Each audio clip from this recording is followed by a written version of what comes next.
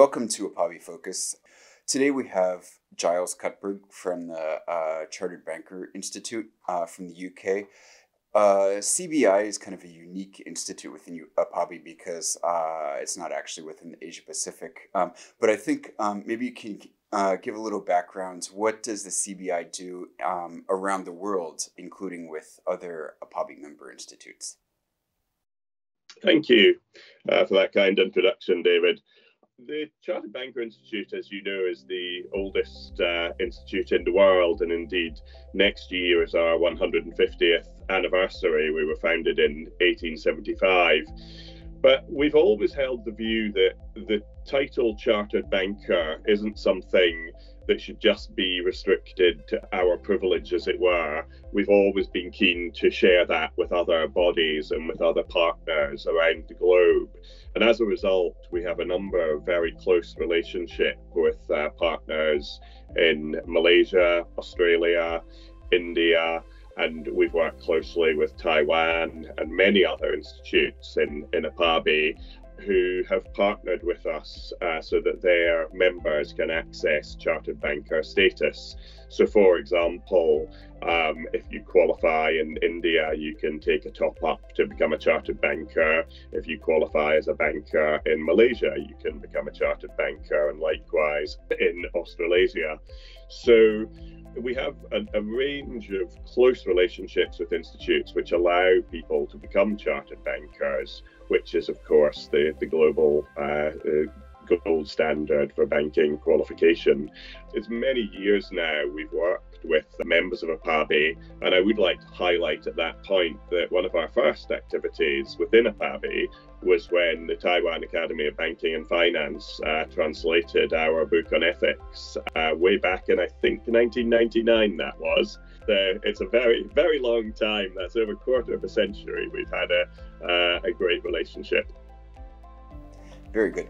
Of course, as a chartered banker, you're going to be paying attention to a lot of different regulatory trends. But one that I was kind of interested in, in the last couple of years has been green finance. And I know you've done a lot of work on that, and you can tell us a little bit about that in a second. But one interesting trend that I kind of want to get your opinion on is green hushing, which is kind of the opposite of greenwashing.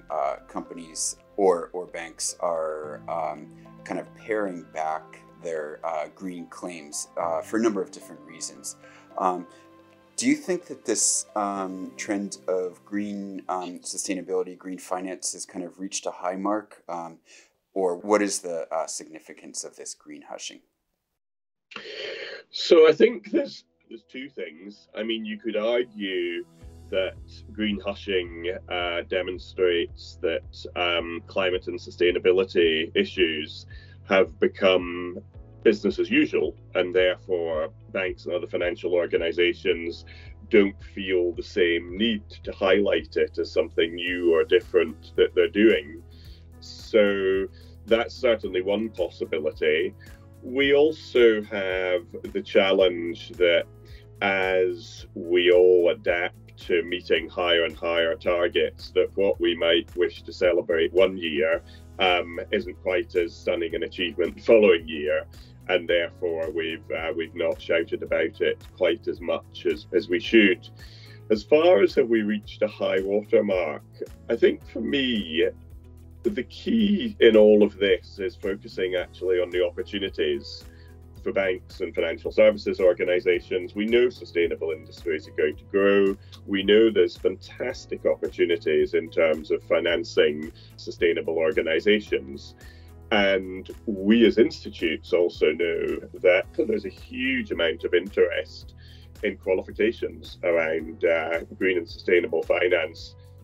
So, our focus, what we're thinking about for this quarter is compliance. I guess the question that I'm interested in is to what extent are these sustainability initiatives going to be driven by regulators? Are they going to be driven within? Because I think that's kind of what the issue of green hushing is getting at. Like maybe, did they kind of get ahead of the horse here a little bit?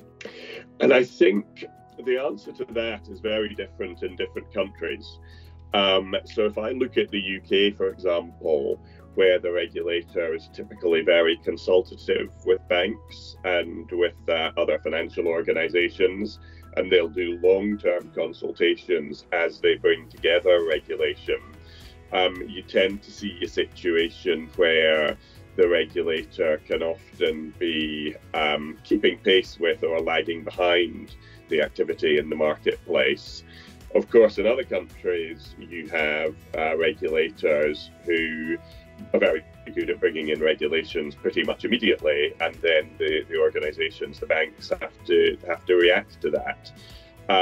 So I think it's a very different picture in different countries, but I think for sure you're right that interaction between greenhushing and the regulators and how that operates is really quite complex, because we know banks already have to do so much reporting at this point in time, and the sustainability reporting frameworks are coming in from regulators, but obviously they all have a range of voluntary frameworks that they're working with as well, such as the Principles for Responsible Banking.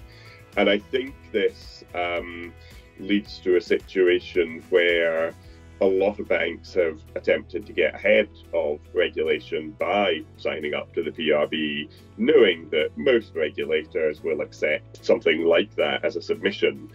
And so therefore that could be very helpful with their position. So I do think there's a very variable dynamic in different countries about how this is playing out, to be honest. Yeah, that's interesting to get your perspective, having, worked in a lot of these different countries. And one of the things that, you mentioned the principles of responsible banking, and I guess one of your big initiatives for the past year or so has been the Principles of Responsible Banking Academy. Yeah, well, I think I'll probably link that back to your last question as well, because I think one of the things that is specifically complex about sustainability and green initiatives is the extent to which they run across all of an organization in different ways, whether that is a customer applying for credit and looking at, okay, what's the sustainability of that business and what's their environmental impact, or whether that's how you're actually running your firm and your own internal emissions, etc.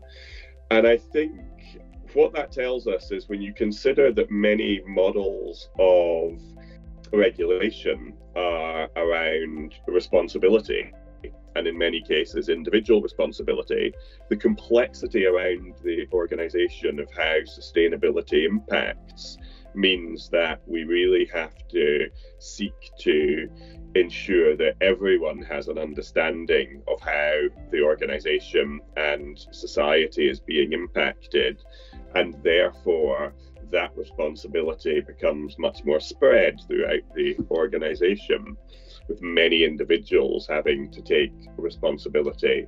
So I think where that led us to with the Principles for Responsible Banking Academy is that we wanted to make available some basic training in sustainability across organizations that would align to the UN Principles for Responsible Banking. So it's made up of, at this point in time, 6 courses which cover climate risk, an introduction to responsible banking, a leadership module, and 2 nature modules. But the one, interestingly, we've seen is the most successful is called Clients and Customers. And that's about how you can run your conversations with your customers to ensure that you are getting a clear picture of that business in terms of sustainability. Now, why I say that is because, of course, we all know that in most banks, a banker will be working with a CRM in front of them and they'll be inputting data. But what we need to make sure is that the right questions are being asked and the right data is being collected from clients. Because, of course, how do you measure your emissions if you don't have the right data? that very point in itself sort of shows the complexity of what we're trying to deal with here. How do you gather the data, and then how do you accurately process that data, and how do you ensure its validity?